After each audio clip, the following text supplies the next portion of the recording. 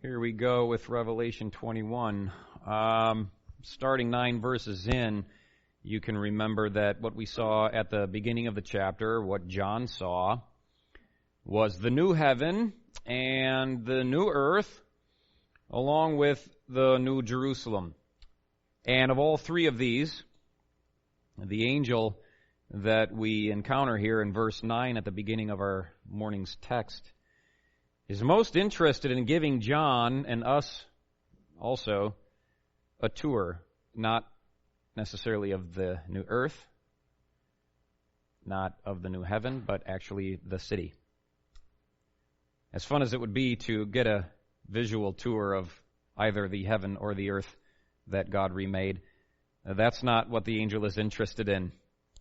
One of the seven angels, and this is one who had the seven bowls filled with the seven last plagues, comes to John and says, I'll show you the bride, the Lamb's wife.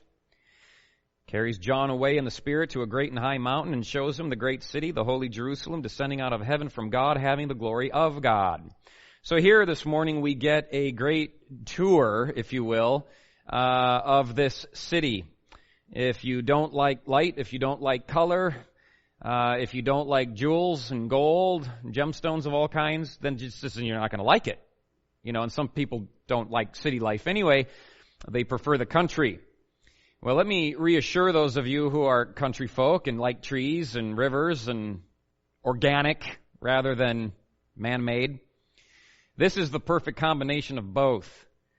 Because though it's a city, it was made by God and is all natural, every bit as much as Glacier National Park would be, but with all of the splendor that a city has to offer. So this is the best of both worlds, not made with concrete and iron and glass. This is made with materials that are formed by the hand of God, put together by God, assembled by Him, and then presented to us as a new home. And it's really this city that the angel shows most interest in. He's going to show us now, take us on a grand tour of this city. And the reason is because the New Jerusalem, above all else in God's new creation, this is above the earth itself and the heavens upon which or in which it exists. It's the city here that stands out in beauty and in significance and in glory. In moving forward, I'll tell you that we have no reason to believe that this is the only city that is going to be on the new earth. Quite possible that there will be dozens or hundreds or thousands, maybe tens of thousands or more of new cities on this new earth, and maybe even within the new universe. But this is the only one worth mentioning. It's the only city that we're told about because it's the crown jewel of God's remade universe. Ultimately, this is the center of the new universe because this is where God dwells, in the New Jerusalem. And so this is what the angel wants us to see, first and foremost. John says, this angel carried me away and showed me the great city, the holy Jerusalem, in verse 10. As interested as John may have been in seeing what the new earth looked like, I think that it's the new Jerusalem that particularly excites him. He's thrilled to see the Jerusalem in its new condition because John was very familiar with the long and sordid history of that city. John was Jewish. This was his capital city. He had seen it and learned about it and walked through its streets and worshipped in its temple. Really all his life, he was very familiar with Jerusalem. The name itself means city of peace, if you didn't know. But it wasn't really known for peace, was it? We can read about Israel's history. We can even look all throughout modern history and see that Jerusalem isn't necessarily marked by peace, certainly not peace with God. Long and tumultuous history between God and His people, racked with idolatry. Jerusalem was steeped in all kinds of sins, so much so that even in the Old Testament, the prophet Isaiah introduces his prophecies in the very first chapter of that book, verse 21, saying, Jerusalem is a whore. Well, that's strong language. And he goes on for the next 66 chapters of his book explaining, but Jerusalem had grown very corrupt. Jeremiah used similar language when he was addressing the issues of that city and that nation. Hosea did the same thing. A lot of other prophets. This is not an uncommon theme. Even in chapter 11 of the book of Revelation, the Apostle John compares Jerusalem to Sodom. And if you know anything about Sodom, you know that that city was a very corrupt city. And John is indicating here that Jerusalem was no different. So John knew that Jerusalem was corrupt. John knew that Jerusalem needed help. And John is very relieved to see Jerusalem in a new and holy condition. Not only did John know the disappointing reality of Jerusalem's spiritual condition, he was also very aware of her physical condition. You remember that John is writing the book of Revelation in about 95 or 96 AD. If you know anything about history, you know that about 25 years prior, in 70 AD, John would have seen Jerusalem obliterated by the Romans. The city was devastated, leveled, and that would have been heartbreaking in a way that you and I cannot imagine. This has not happened on American soil, not in our lifetime. You think 9/11? Oh, pardon me. 9/11 doesn't hold a candle to what would have happened in Jerusalem. This was John's capital city. This was the city that was so rich in history. His soul was tethered to Jerusalem because it was the hub of their religion. No doubt John was personally familiar with the city, having spent so much of his life and time there. Jerusalem was embedded forever in his heart as a beloved thing, just as it was for all Jewish people. And he had seen it leveled, absolutely leveled. One source tells us that the Romans attempted to erase the memory of the city, the land, and the events that had occurred there. That was the hope of the Romans in conquering Jerusalem. Josephus, a Jewish historian, a well-known name among scholars, he wrote that Jerusalem was, quote, so thoroughly laid even with the ground when the Romans dug it up to the foundation that there was nothing left to make those that came believe the city had ever been inhabited. So they came and they did their job. And John knew about it. John saw it. John was there. So the destruction of Jerusalem would have wounded the psyche and injured the very souls of the Hebrew people. John had managed to survive. Not everybody did. Many were killed. But he still carried the scars. And by the time he was banished to Patmos, you remember that that's where he's writing from in the book of Revelation, Jerusalem still hadn't been rebuilt. So here's John catching a vision of this new Jerusalem, while in real time, it still lays in ruins. And here's what's interesting is that it hadn't yet been rebuilt, but John knew that it would be one day. You know how he knew? Because in his visions of the future tribulation, he watched it get destroyed all over again, right? This time by God. You remember, earthquakes came in chapter 11 and devastated 1/10 of the city. And then in chapter 16, the 7 bowl judgments come and destroy the other 90%. So John has watched Jerusalem get leveled over and over, and here it comes in great glory, descending from heavens, rebuilt by God with indestructible materials and brilliant, wonderful light and color. It's the dwelling place of God. So I think, to say the least, it's going to be really hard for you and I this morning to imagine John's relief and joy in this passage. He sees the new Jerusalem, and it makes him happy. That's all I got to say. He's happy to see it. So we get to look at it too, all right? And this angel is showing us. This is conceivably the same angel as we saw in chapter 17, verse 1, who showed us the harlot city. You remember Babylon, yeah? The counterfeit bride. But here, this angel is showing us the holy city, the Lamb's bride. And so this isn't the first time that we've seen a city personified. We saw it in chapter 17. We're seeing it again here in chapter 21.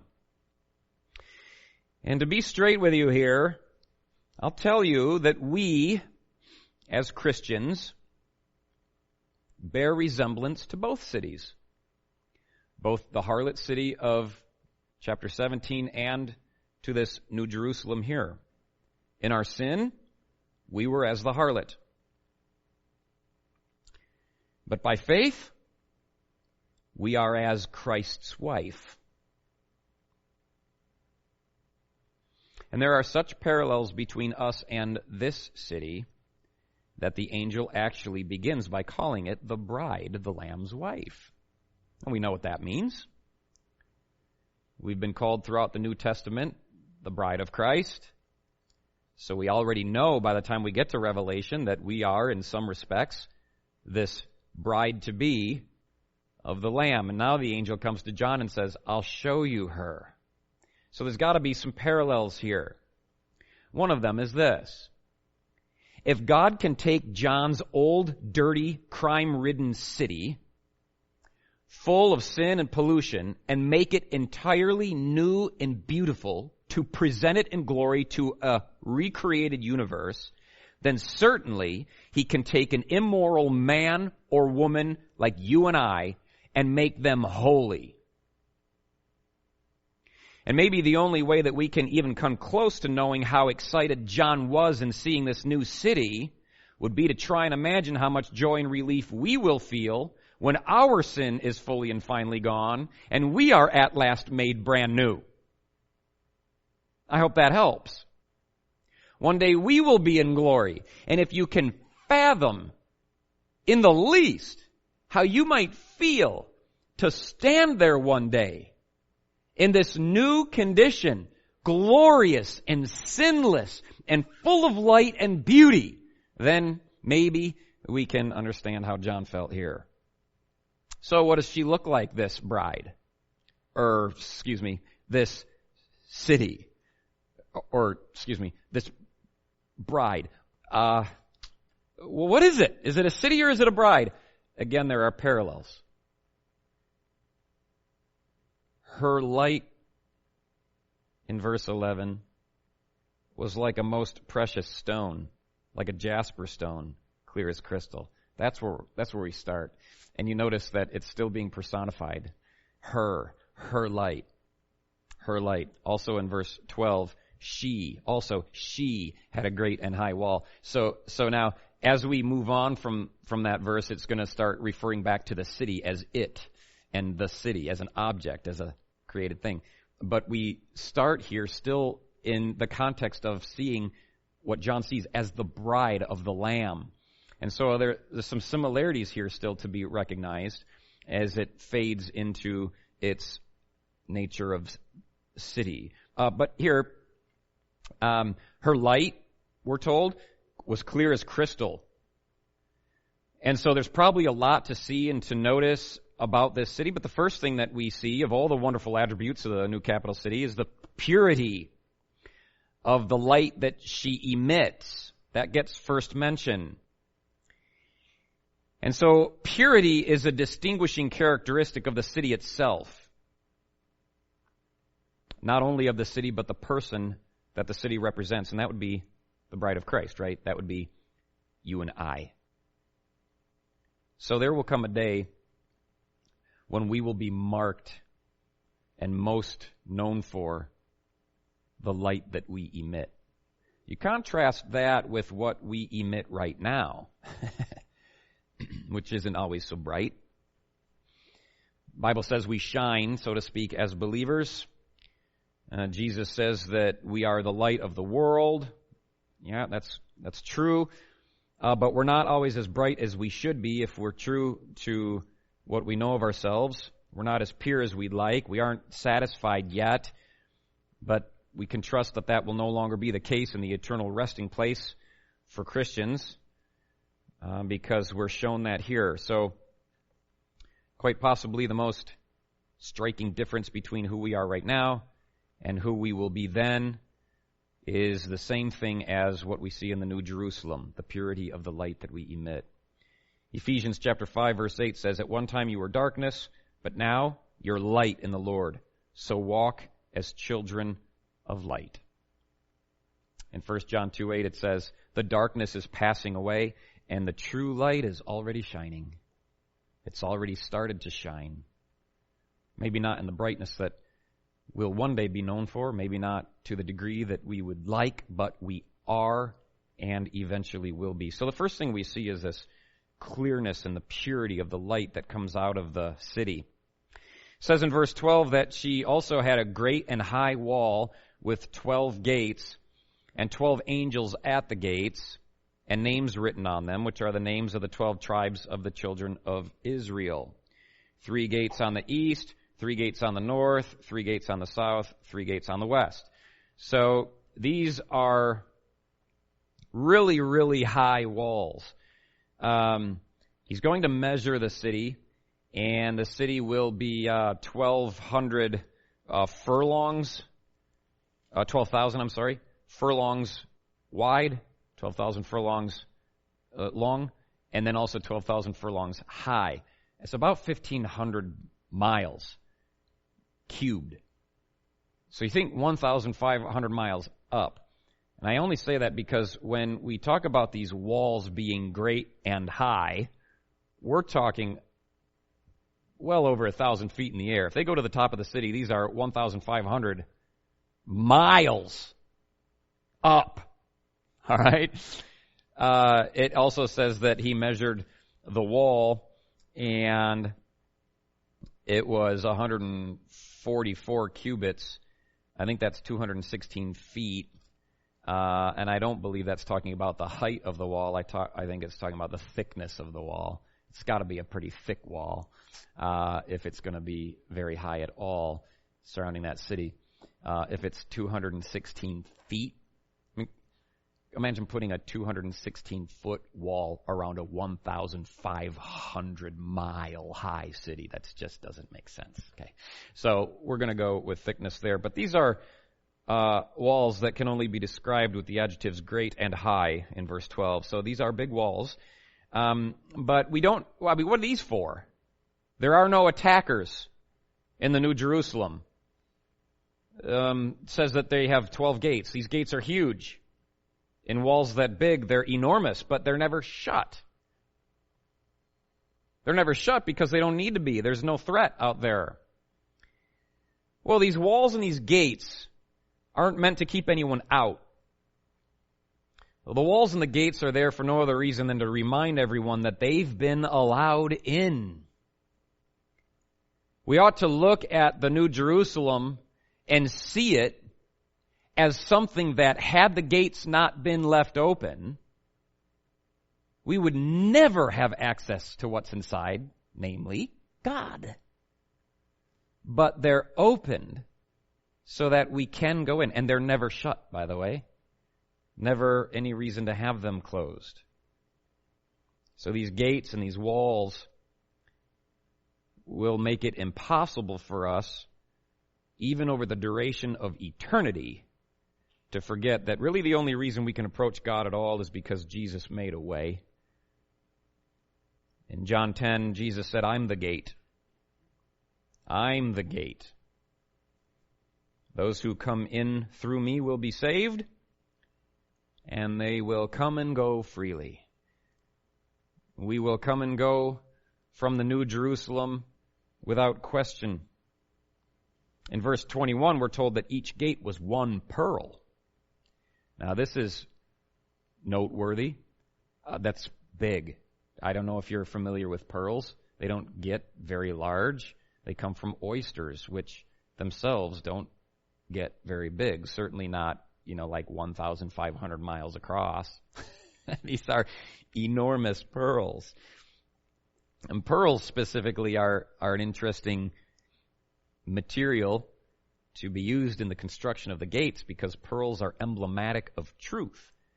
And you remember that Jesus said, "I am the truth." So there's some symbolism going on here. even in the ancient world, of all precious stones, none of them were as highly valued as the pearl. Did you know that Jesus, according to the parable, is the pearl of great price in Matthew 13? So this gate, in some respects, symbolizes Jesus. A commentary is helpful on this. John Phillips makes note on how pearls are formed. If you don't know how pearls are formed, it's an interesting process. He explains it this way. The humble oyster receives a wound. Typically a grain of sand gets in. And around the offending article that has hurt it, that oyster builds a pearl. So the pearl is the answer of the oyster to that which injured it. How like God it is to make the gates of the New Jerusalem of pearl. Think of the size of those gates. What gigantic suffering is symbolized by those gates of pearl? And Christ's answer to those who injured him is to invite them in, to share his home. J. Vernon McGee adds and says, we were that little grain of sharp and dirty sand in the side of Christ. And Christ took that ugly thing and covered it with his righteousness. The beauty is not in the grain of sand, but in what the organism puts around it. You think we'll be remembering anything as we pass through those gates, or do you think it will just be a superficial, carnal, wow, that's pretty? No, I don't think so. Having the intelligence that we'll be endowed with upon our arrival will say, wow, not only is that pretty, but it is deep in significance, and Jesus, you are deserving of worship, and I'm here to do it unendingly. And the angel that guards the gate, come on in. Enter into eternal rest. This is going to be fun.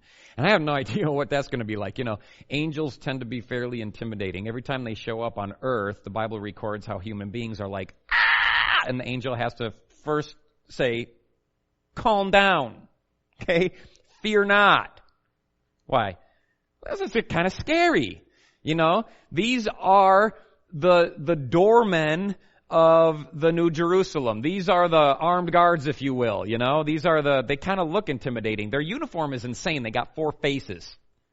You know, like a whole back full of wings. They're, you know, and we walk in and there's this angel with an eagle face and then a lamb or like an ox and then a lion and greetings.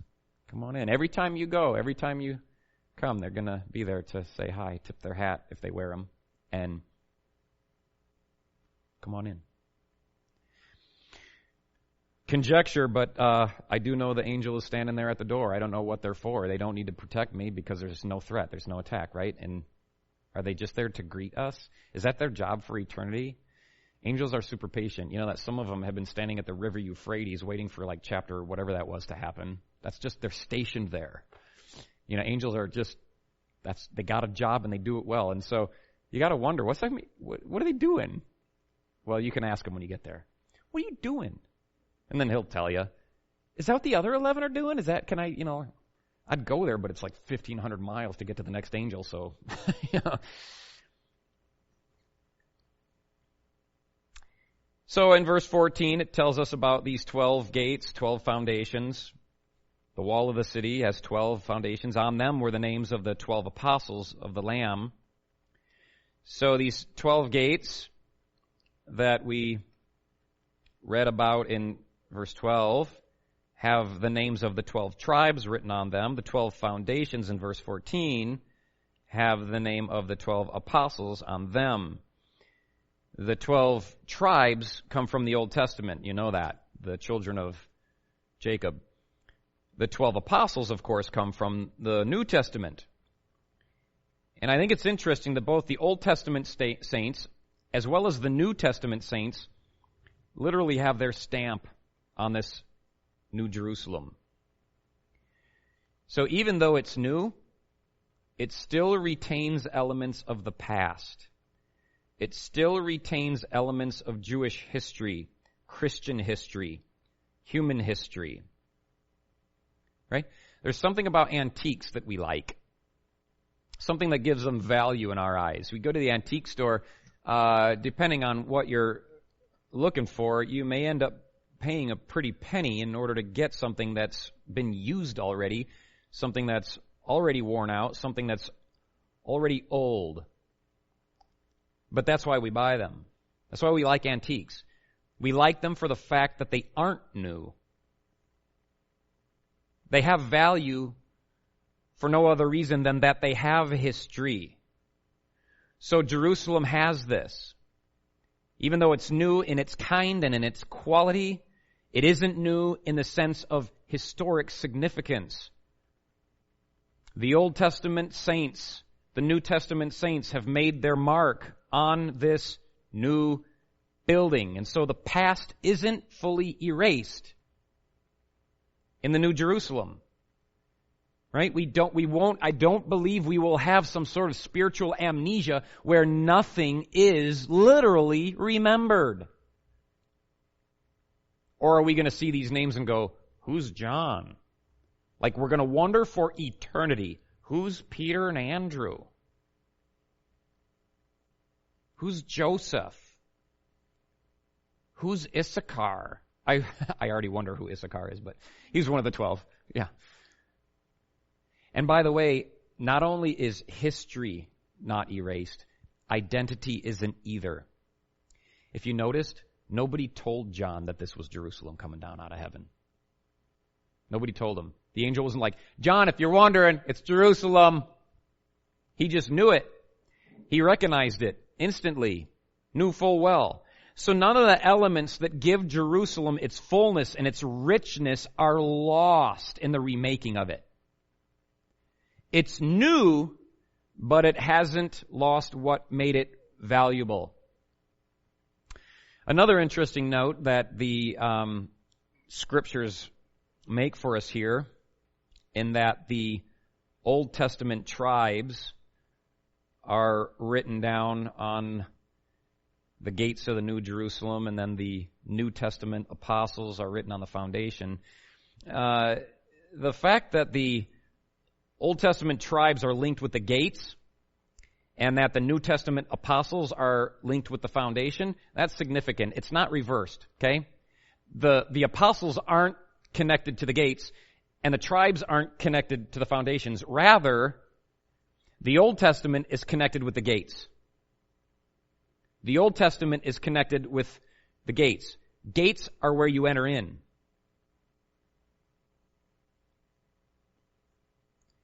The New Testament saints are connected with the foundations. Foundations are what you build upon.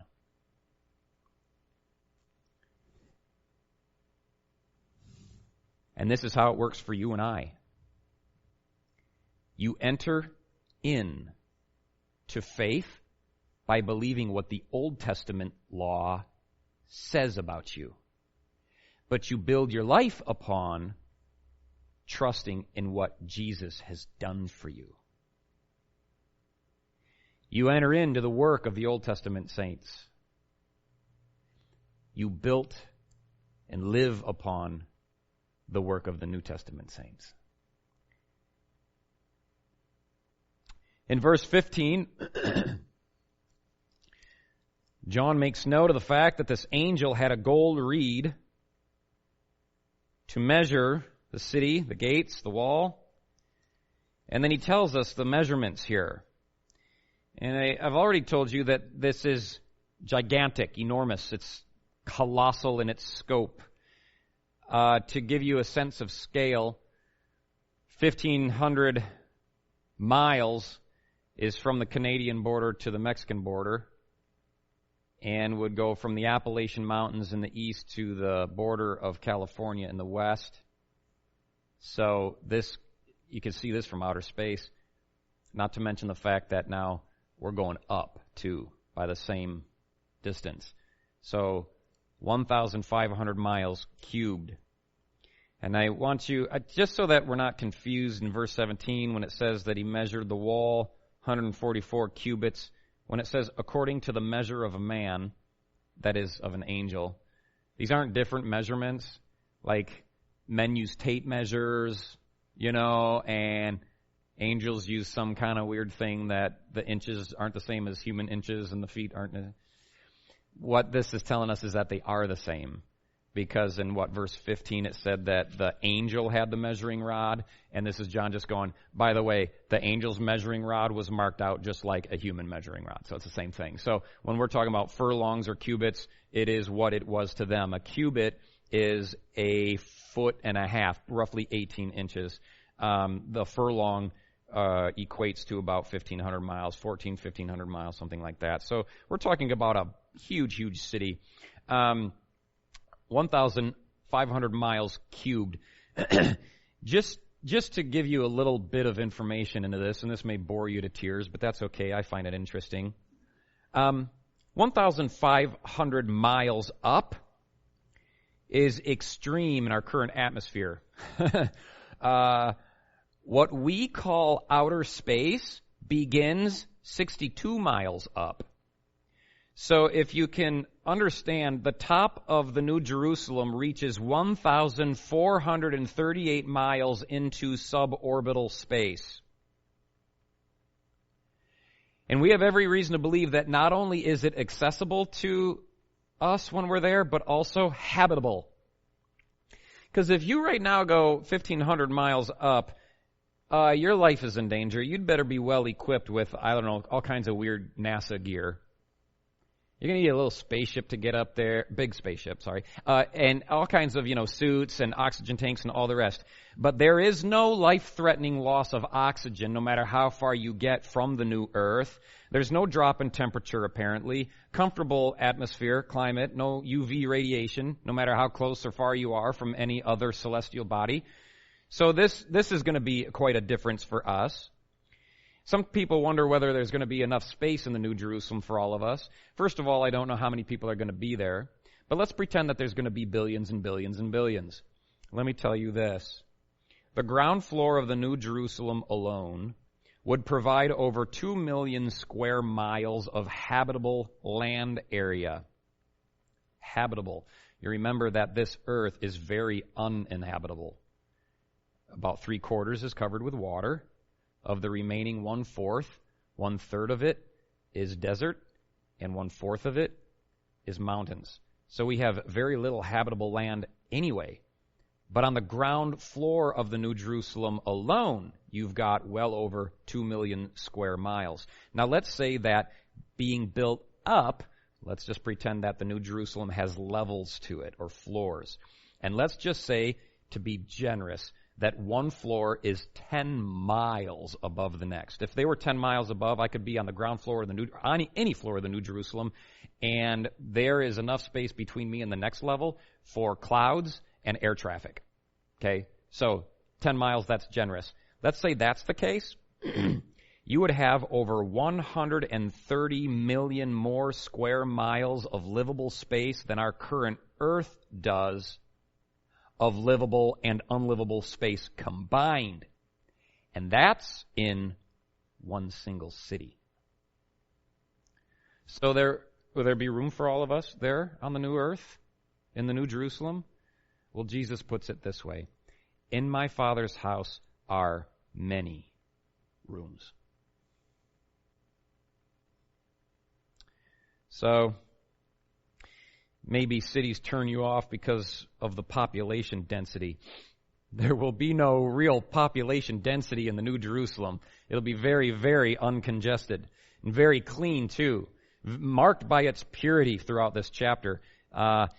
In verse 18 it says that the construction of its wall was of jasper. A little bit of research could very well lead you to conclude that when it says jasper, it's actually referring to diamond. The city was pure gold, like clear glass. So we're talking about a city that's built out of solid diamond and glass of such purity that it's clear. Now, if you know anything about gold, what makes it yellow is everything you don't want. It's the impurities. If it was pure, it would be see-through. We could have gold windows if we could just find gold that was pure enough. So this is a see-through city, marked by its purity. There's nothing in the city to impede the light that emanates out from the city, which leads us to understand then that the city was literally built to radiate the glory of God, because it's God that lights up the city. There's no need for a sun or a moon.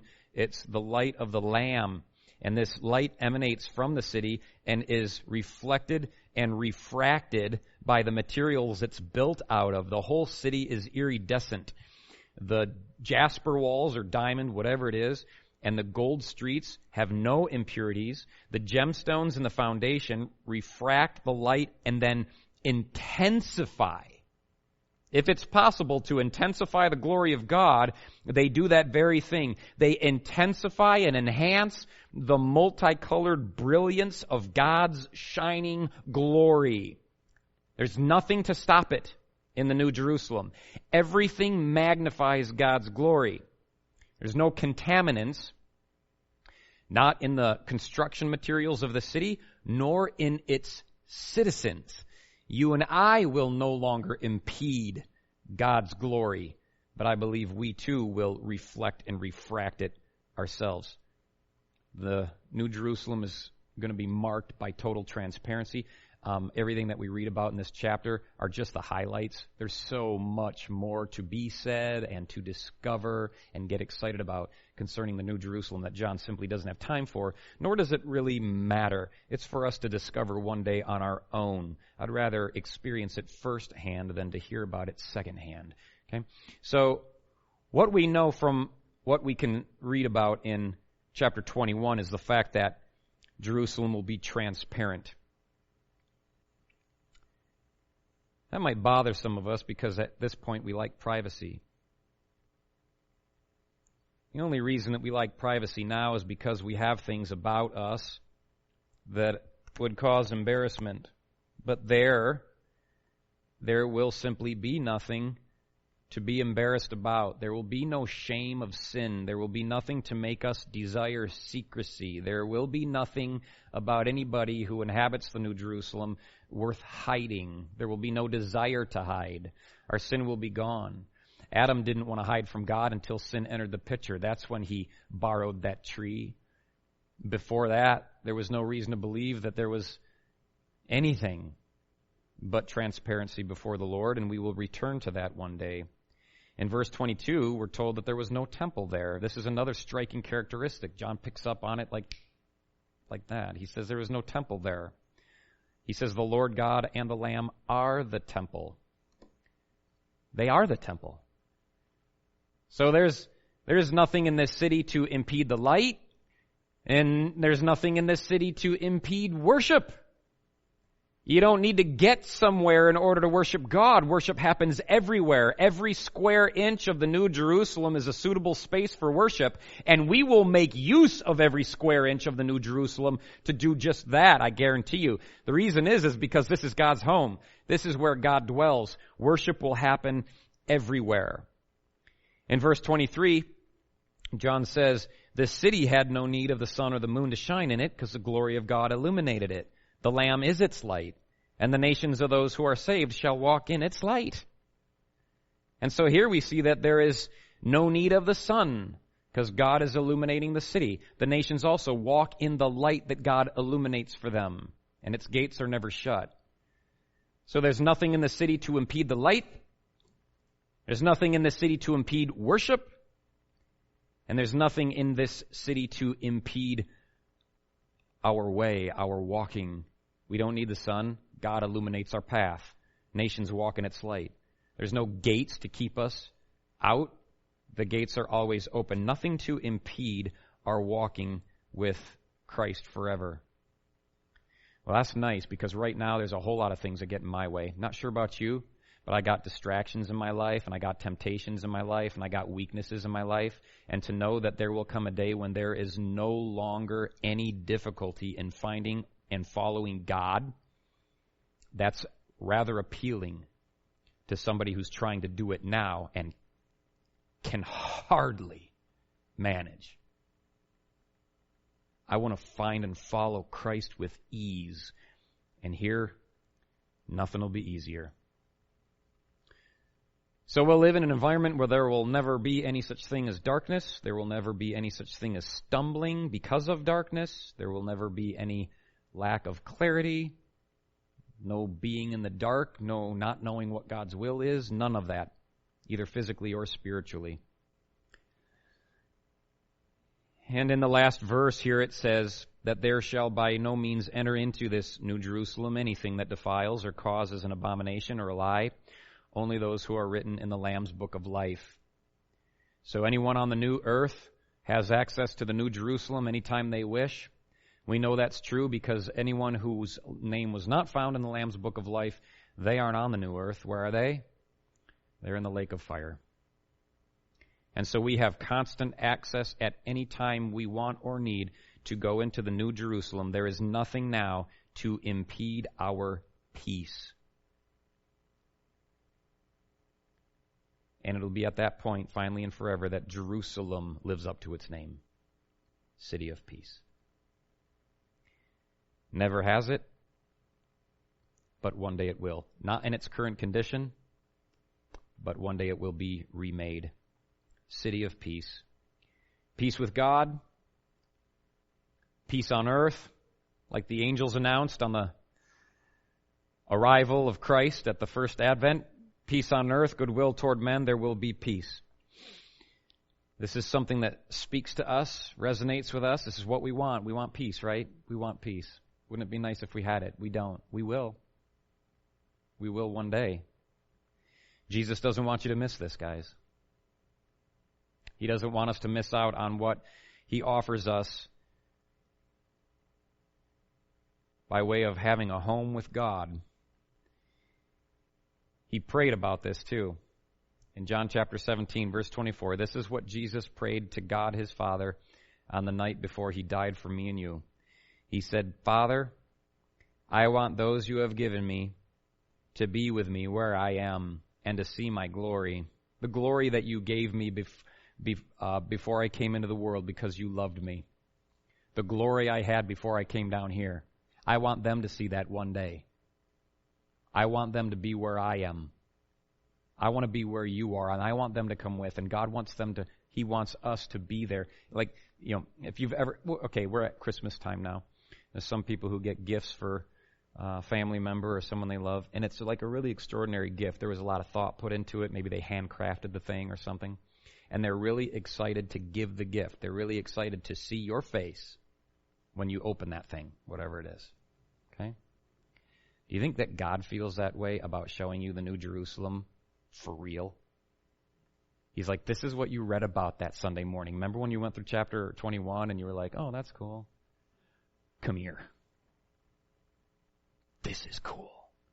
He wants that day. He wants to see your face. He wants to present you with the greatest gift He could possibly give, And it actually has the shape of a gift, like a box, And it's glowing, and Jesus is there, and the saints are there. Do you want to go? I mean, we might say yes. Well, sounds nice. Is your walking with Christ building in you an ever-deepening desire to actually go? There's a lot of people who, they want to go to heaven for no other reason than to escape hell. And honestly, listen, what's written in chapter 21, it's neat, but it's not like I'm, jumping for joy in my office while I study.